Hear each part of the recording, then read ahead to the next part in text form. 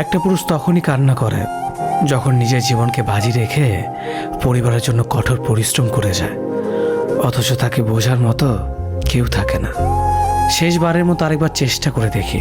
পৃথিবীতে এই চিন্তাটাই অনেক সফল মানুষের জন্ম দিয়েছে। অভাব আর অভিযোগ এমন একটা জিনিস যা অন্যের কাছে না বলাটাই ভালো। কারো কাছে অসহ্য হয়ে ওঠার থেকে হারিয়ে যাওয়া অনেক ভালো।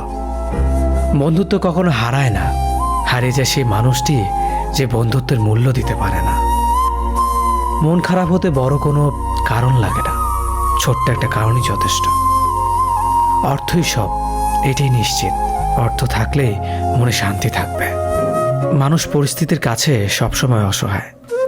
মানুষ ইচ্ছে করে কখনো কষ্ট পেতে চায় না, কারো কাছে লজ্জিত হতে চায় না।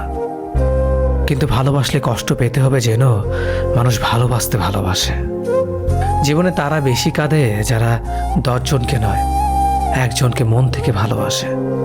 পরিবারের সাথে ধৈর্য রাখা হলো ভালোবাসা, অন্য মানুষের সাথে ধৈর্য রাখা হলো সম্মান করা, নিজের সাথে ধৈর্য রাখা হলো আত্মবিশ্বাস, এবং আল্লাহর সাথে ধৈর্য রাখা হলো বিশ্বাস। কারো ভালো থাকাটা কেড়ে নিয়ে তাকে ভালো থেকো বলে সান্ত্বনা দেওয়াটাও পৃথিবীর সবচেয়ে বড় অপরাধ। যোগাযোগ বন্ধ করে চুপ করে থাকার অর্থ সবসময় অভিমান হয় না, কিছু কিছু সময় সম্পর্ক এগিয়ে না নিয়ে যাওয়ার ইঙ্গিত হয়।